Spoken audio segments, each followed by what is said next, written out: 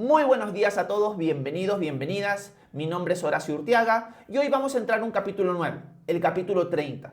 Capítulo que nos va a contar o nos va a seguir contando la dinámica dañina, tóxica de la familia de Jacob por culpa de su pecado. Una de las cosas que hemos visto en el capítulo 29 es que Jacob tiene una familia muy complicada a raíz de que se llega a casar con dos hermanas. Jacob fue engañado, y esto es algo como parte de la soberanía divina, y se llega a casar con la hermana mayor llamada Lea, que era en cierto sentido su prima. Lea era una mujer que no era muy agraciada, que digamos. Jacob estaba enamorado de su hermana menor, que se llama Raquel. El padre de ellas, Labán, lo engaña, y lo que hace Jacob es, bueno, ya que tengo como esposa a Lea, me quiero casar también con Raquel. Y al final tiene dos esposas. Esta dinámica de tener dos esposas, y aparte que sean hermanas, va a causar un problema familiar tremendo que empezamos a ver el día de ayer. Así que quiero repasar con ustedes rápidamente lo que vimos el día de ayer al final del capítulo 29. Porque al final del capítulo 29 vemos el nacimiento de los hijos de Lea, o de los primeros hijos de Lea, mejor dicho. Y en sus nacimientos vimos varias cosas que fueron duras, que fueron fuertes y que nuestra sociedad experimenta, pero que tenemos que verlo a la luz de la palabra de Dios y ver cómo nosotros no podemos caer en los errores que cayeron estos personajes que se nos están describiendo en estos capítulos. Así que vamos a entrar al capítulo 29, a la parte final, para luego entrar ya de lleno al capítulo 30. Veamos estos últimos versículos. Dice lo siguiente: al ver el Señor que Lea era menospreciada, le dio hijos, pero Raquel era estéril. Y Lea concibió y dio a luz un hijo y le puso por nombre Rubén, pues dijo: el Señor ha mirado mi aflicción, así que ahora mi marido me amará. Volvió a concebir y dio a luz un hijo. Entonces dijo: el Señor oyó que yo era menospreciada, así que también me ha dado este hijo. Por eso le puso por nombre Simeón. Concibió una vez más y dio a luz un hijo, y dijo: esta vez mi marido se unirá conmigo, pues ya le he dado 3 hijos. Por eso le puso por nombre Leví. Todavía concibió otra vez y dio a luz un hijo. Entonces dijo: esta vez alabaré al Señor. Por eso le puso por nombre Judá. Y dejó de dar a luz. Esto es lo que vimos en la clase anterior, y vimos la dinámica de este intento de Lea de querer ganar el amor de Jacob a través de sus hijos. Y cómo los hijos en esta dinámica del matrimonio de Raquel y Lea con Jacob van a ser como objetos dentro de la familia. Son como objetos de victoria, son como objetos de contienda, que al final esta dinámica en la familia, por culpa del pecado, va a traer consecuencias entre hermanos también. Y una de las cosas que nosotros vamos a ver a partir del capítulo 37 en adelante es que Raquel sí va a poder tener hijos, y lo vamos a ver hoy. Y el hijo que va a tener Raquel de parte de Jacob directamente va a ser un hijo al cual Jacob va a amar por encima de los demás. Va a tener su favorito, y este hijo se va a llamar José.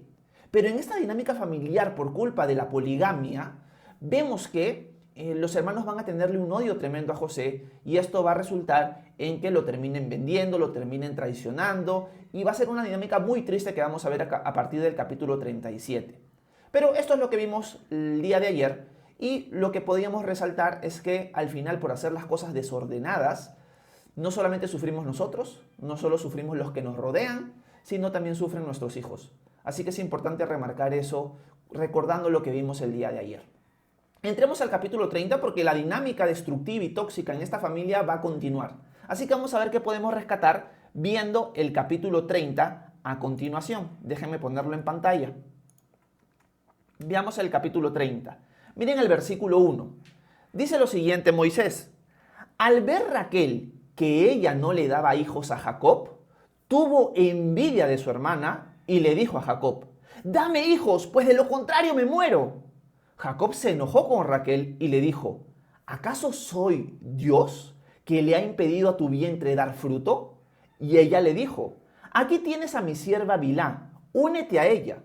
Así ella dará a luz sobre mis rodillas, y también yo tendré hijos con ella. Y Raquel le dio a su sierva Bilhá por mujer, y Jacob se unió a ella. Y Bilhá concibió y le dio a Jacob un hijo. Entonces dijo Raquel, Dios me juzgó y oyó también mi voz y me dio un hijo. Por eso le puso por nombre Dan. Bueno, acá sucede algo bien triste porque el nacimiento de Dan es un nacimiento dentro de un contexto violento.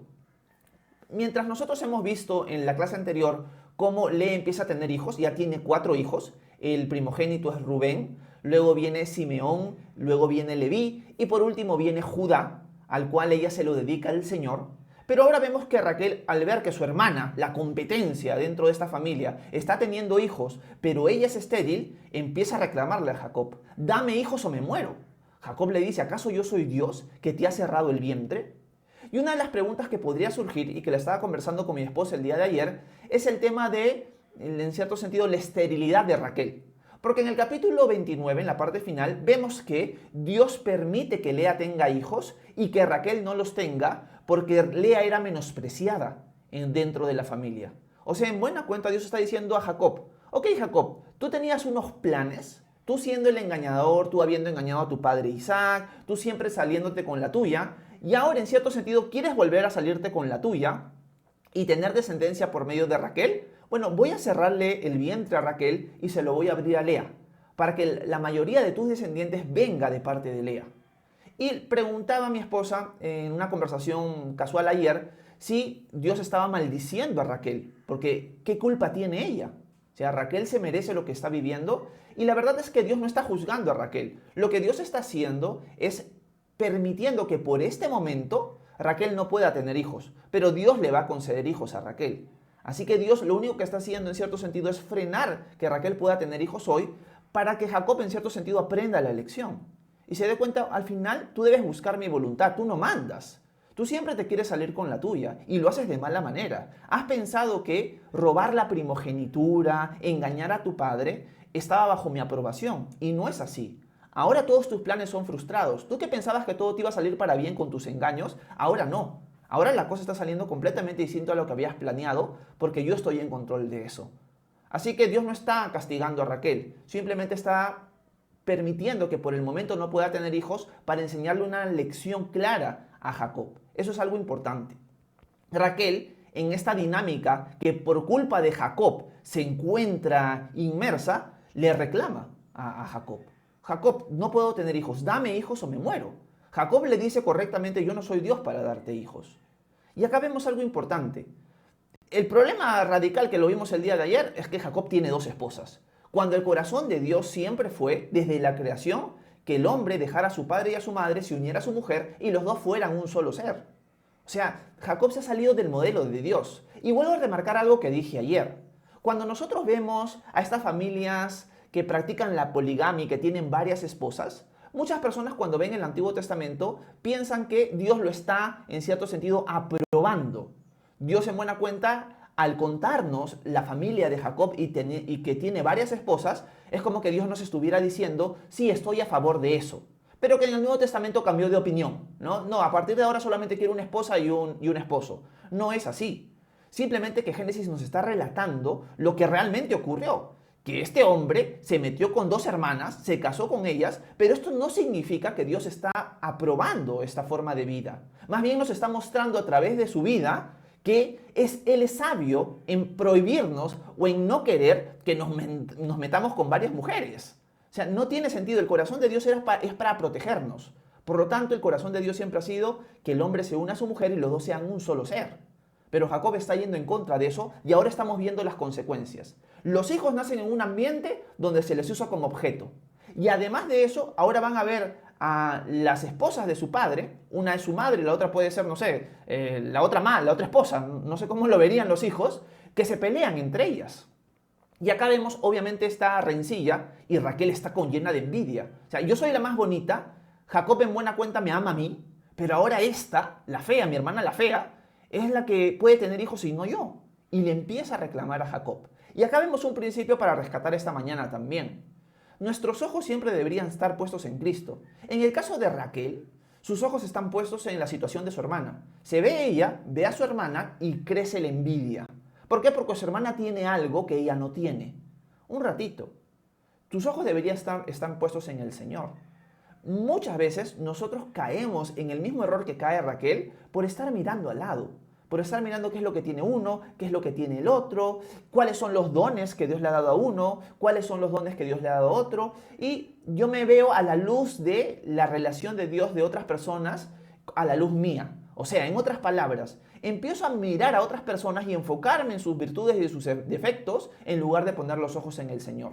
Y eso lo único que causa en nuestra vida es envidia, es celo, es resentimiento y obviamente eso no glorifica a Dios. Por lo tanto, principio importante, nuestros ojos, a pesar de que nuestra situación sea difícil y los demás sí le estén pasando por el momento quizás todo tranquilo, aparentemente, nuestros ojos no deberían estar puestos en ellos, sino deberían estar puestos en el Señor.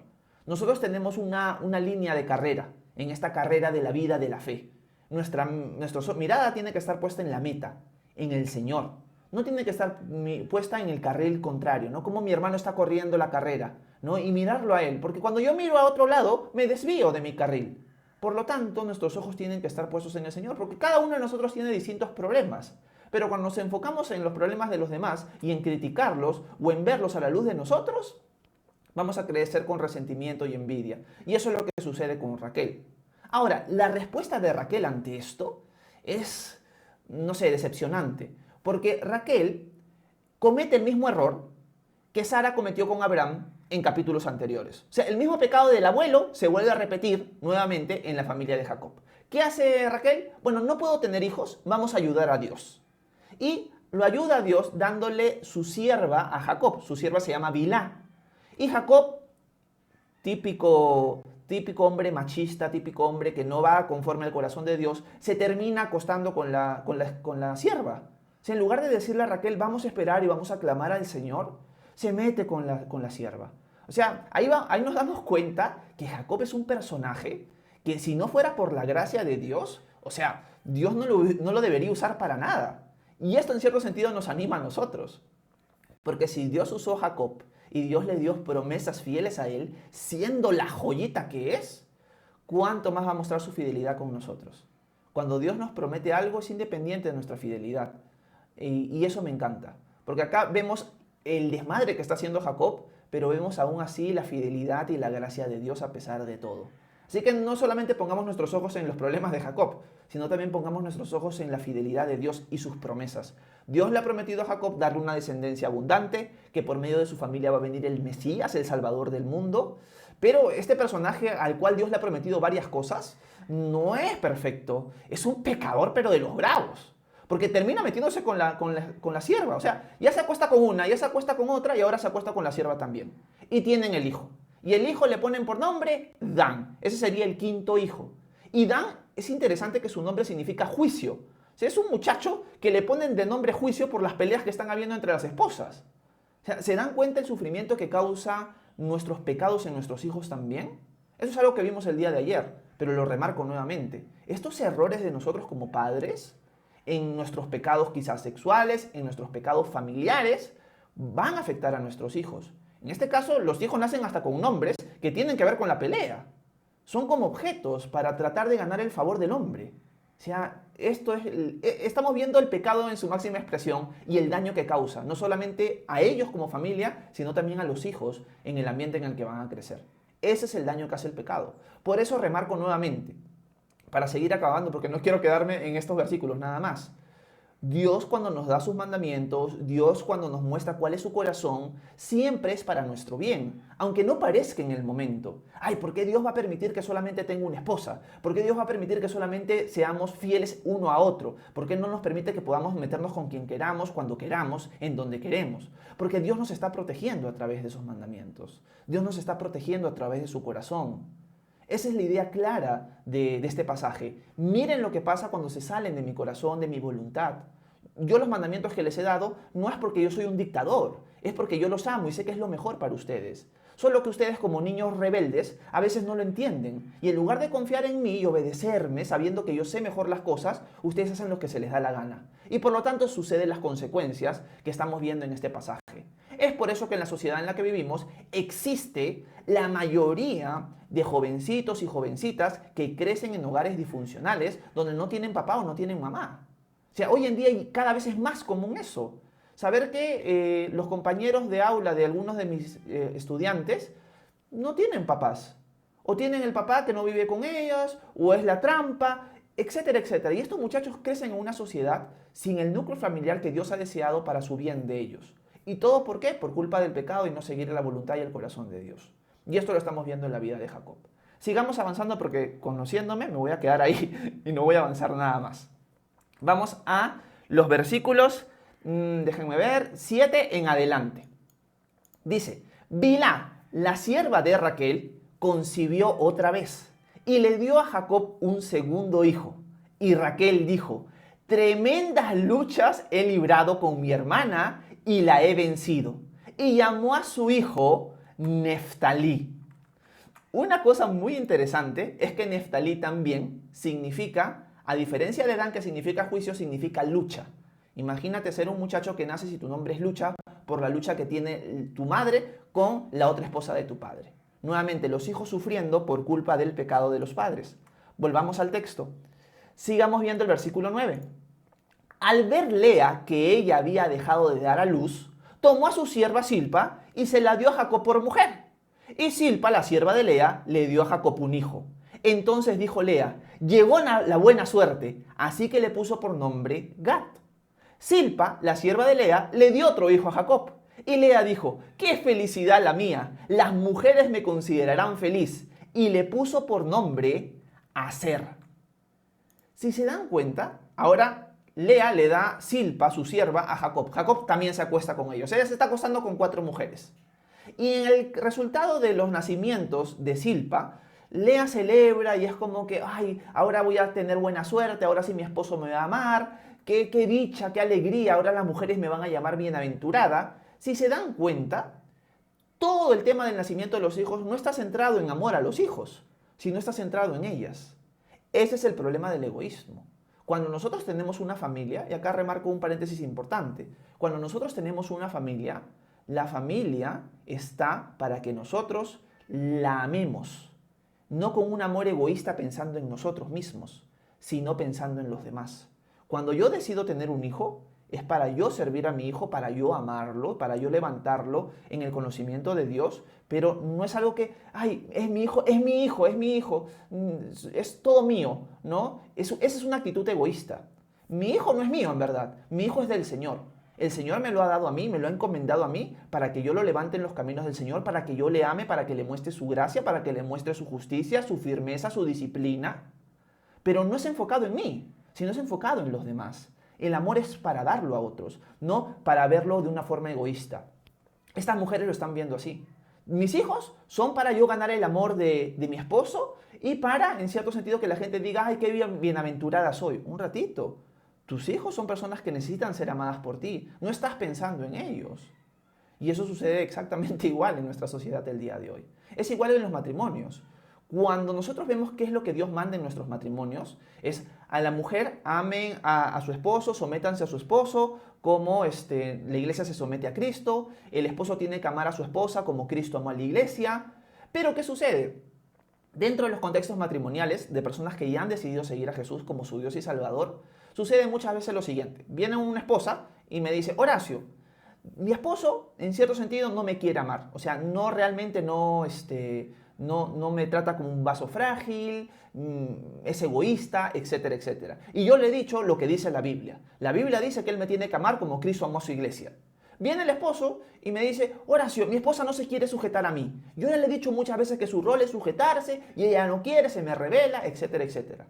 Y acá hay un problema radical con lo que ellos me están diciendo. Y es el siguiente. La Biblia no te manda a ti, el Señor no te manda a ti decirle a tu esposa lo que ella tiene que hacer. Ella es responsable delante de Dios de si se somete a ti o no. Tu rol no es decirle eso a tu esposa. Tu rol es obedecer al Señor. Por lo tanto, hombres, amen a sus esposas como Cristo amó a la iglesia. Horacio, pero ella no se quiere sujetar. Tú tienes que obedecer al Señor. Ámala a pesar de todo. Tu amor tiene que ser incondicional. En el caso de la esposa es igual. Pero él realmente no me ama como Cristo ama a la iglesia. Tu rol es obedecer al Señor. Deja que Él lidere la casa, a pesar de los errores que pueda cometer. Sea ayuda idónea, pero déjalo a Él liderar. Eso es algo muy importante de entender, porque el amor busca dar, no solamente busca recibir. El amor que Dios nos está pidiendo dar como cristianos, como discípulos de Él, y que Él nos capacita para dar, es un amor que se llama ágape en griego, que es un amor que no busca nada a cambio. Ese es el amor que nosotros necesitamos tener dentro de nuestros contextos familiares. Eso es muy importante. Jacob, Raquel, Lea y ahora sus hijos no crecen en un ambiente donde el amor es ágape, sino donde el amor, entre comillas, es recontra egoísta. Y ese no debería ser la calidad de amor que nosotros tenemos en nuestros hogares. Así que pidámosle al Señor esta mañana que nos dé ese tipo de amor. Un amor incondicional, un amor que no busca nada a cambio, un amor que se entrega a pesar de que no responda o que no reciba la respuesta correcta o la respuesta que esperamos. Tú a veces puedes amar a tu esposo o a tu esposa y tu esposo o tu esposa no te responden de la misma manera. Por lo tanto, ¿deberías dejar de hacerlo? No, porque nuestra fidelidad primeramente está al Señor. Así que nosotros seamos buenos ejemplos en nuestros hogares y amemos incondicionalmente. Amemos con ese amor que solamente Dios nos puede dar. Pidámosle ese amor a Dios y pongámoslo en marcha. Eso es lo que está faltando en la familia de Jacob. Si eso estuviera presente en la familia de Jacob, no hubiera pasado nada de lo que estamos leyendo esta mañana. Terminemos esta sección leyendo los últimos versículos y ya con eso acabamos. Versículo 14. Durante la siega del trigo, Rubén fue al campo y encontró mandrágoras, las cuales llevó a Lea su madre. Y Raquel le dijo a Lea: por favor, dame algunas de las mandrágoras de tu hijo. Y ella le respondió: ¿te parece poco haberme quitado a mi marido, que ahora quieres quitarme también las mandrágoras de mi hijo? Y Raquel le propuso: pues a cambio de las mandrágoras de tu hijo, Jacob dormirá contigo esta noche. En la tarde, cuando Jacob volvió del campo, Lea salió a su encuentro y le dijo: únete conmigo, francamente te he alquilado a cambio de las mandrágoras de mi hijo. Y Jacob durmió con ella aquella noche. Y Dios oyó a Lea, y ésta concibió y le dio a Jacob su quinto hijo.